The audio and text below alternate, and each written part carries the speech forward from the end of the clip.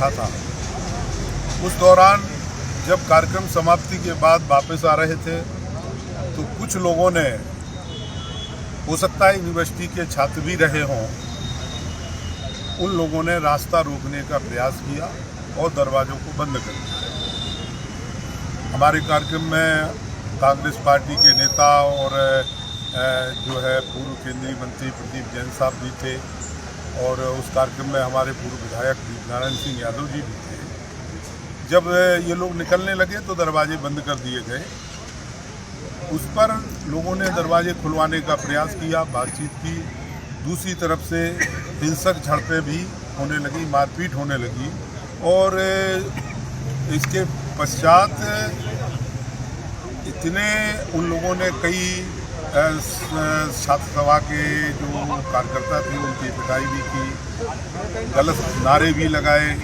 माननीय मुलायम सिंह यादव जो इस समाजवादी पार्टी के अकेले नहीं, पूरे देश के गरीब कमजोर छात्र नौजवान किसानों के नेता रहे हैं, जिनका पूरा देश सम्मान करता है, उनकी पुण्यतिथि के दिन जिन लोगों ने उनके खिलाफ नारे लगाए, उस पर समाजवादी पार्टी से जुड़े हुए लोगों में और दूसरी तरफ के लोगों में आपस में कुछ विवाद हुआ और उस विवाद को लेकर के एक रात में मुकदमा कायम कर लिया गया। इसमें हमारे पूर्व मंत्री प्रदीप जैन जी भी, पूर्व विधायक दीपनारायण सिंह जी भी, शायद 11 लोग नामजद हैं और 200 लोगों को, अन्य लोगों के खिलाफ मुकदमा कायम कर लिया गया। हम इसी संबंध में आए थे कि ये तो बिल्कुल एक तरीके से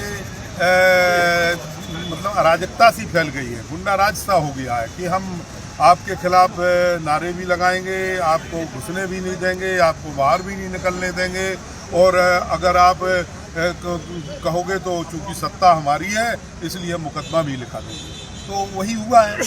हमने अभी जिला प्रशासन को कहा है कि भाई ये लोगों के साथ अन्याय है और तत्काल इस मामले को, जो छात्र सभा के लोगों ने भी प्रार्थना पत्र दिया है, उस पर मुकदमा लिखा जाए।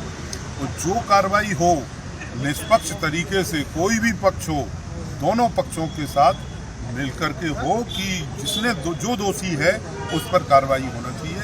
ऐसा नहीं है कि तो सत्ता पक्ष के लोगों की मदद करके लोग जो है पक्ष के समाजवादी पार्टी और कांग्रेस पार्टी के लोगों को फंसाना चाहते हैं।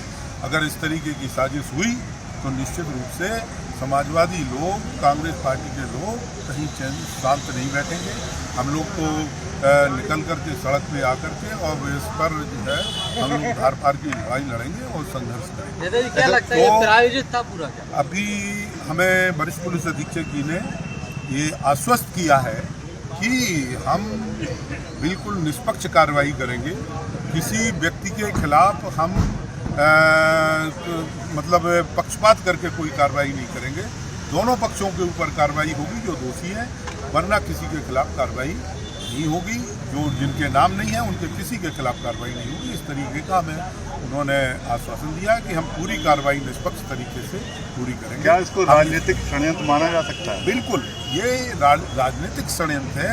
लोग माननीय मुलायम सिंह यादव की लोकप्रियता या माननीय अखिलेश यादव की लोकप्रियता को झेल नहीं पा रहे हैं।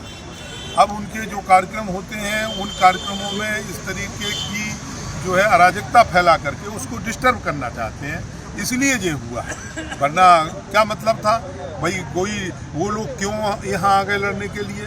क्या मतलब था? जब कोई कार्यक्रम चल रहा है आपको नहीं आना चाहिए, आप उससे बड़ा करिए, हमें कोई ऐतराज नहीं है। ऐसे हमारा यही है, उन बच्चों से भी हमारी अपील है कि किसी बहकावे में आने की आवश्यकता नहीं है। राजनीतिक